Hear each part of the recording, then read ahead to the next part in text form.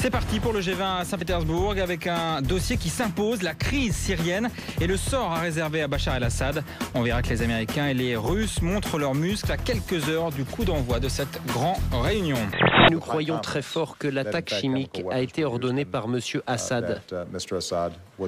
Et nous voulons que la communauté internationale apporte une réponse concrète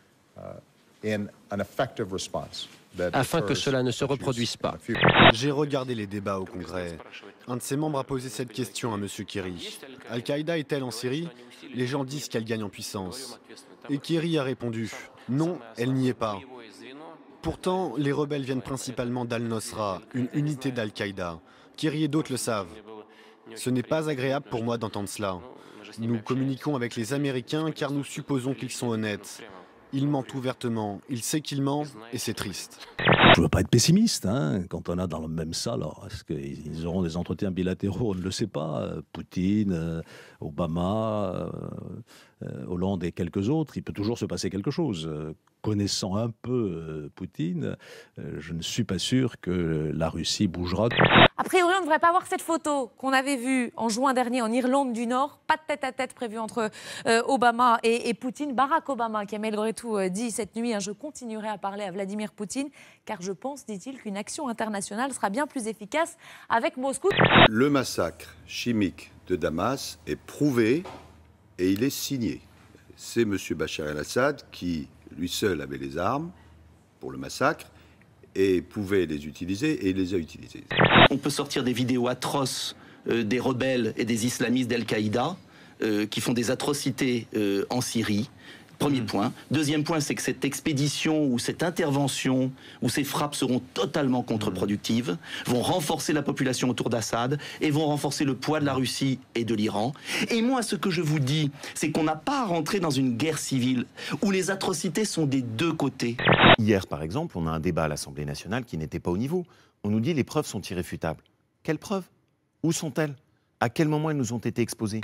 La Syrie riposte avec ses vidéos de soldats américains. Visage caché, il montre cette pancarte. Je n'ai pas rejoint la marine pour défendre Al-Qaïda dans une guerre civile syrienne. Ces photos postées par l'officieuse armée électronique syrienne ne sont pas authentifiées.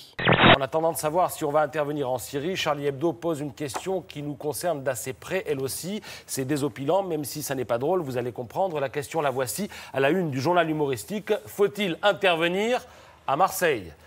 La scène s'est déroulée dans le service de chirurgie thoracique de l'hôpital. Blessé par balle, l'homme vient de se faire opérer. C'est alors qu'en pleine nuit, il fait irruption dans les couloirs, un revolver à la main.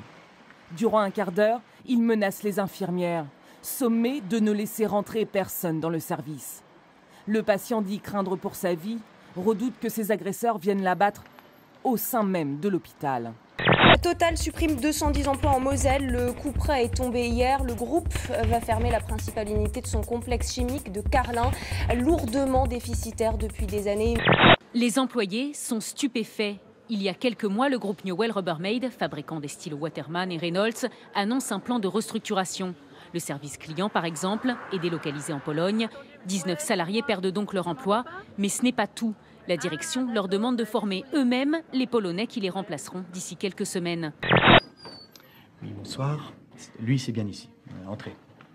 Publicitaire, noctambule, écrivain, fêtard, réalisateur, animateur et maintenant directeur d'un magazine mort et ressuscité. J'ai lu que vous aviez dit que beaucoup d'actrices féminines vous avez demandé de poser pour la première de lui et puis pour les autres. Donnez-nous au moins un nom. Mais non, parce que ce serait dévoiler tous mes prochains scoops. Parce que, bon, vous voulez la liste française des refusés, peut-être? Oui, alors dites. Non, mais est-ce que vous avez comme ça des actrices On a refusé Nadine Morano. D'accord. Je crois que vous aviez, vous, 10 ans au moment où a été lancé le journal Lui. Bon, on a le même âge. Reculé. Vous le lisiez donc à l'âge de 15 ans? Beaucoup moins que vous, apparemment. Vous voulez dire que ça laissait des traces? Oui, d'ailleurs, vous avez encore les stigmates. Les traits un peu creusés. Main droite et main gauche. présente dans le premier numéro. Il y a un photomontage qui la présente dans le fauteuil emblématique d'Emmanuel. Vous lui envoyez, vous lui avez envoyé pas le fauteuil, mais le magazine à Nadja? Oui, je suis sûr qu'elle sera très, très, très heureuse de ce photomontage. Mais également ce spectaculaire carambolage au Royaume-Uni, au sud-est de Londres. Une centaine de voitures se sont encastrées tôt ce matin sur un pont. À l'origine de ce gigantesque accident, un épais brouillard qui limitait la visibilité à moins de 20 mètres. Il y a au moins 200 blessés, dont 6 graves.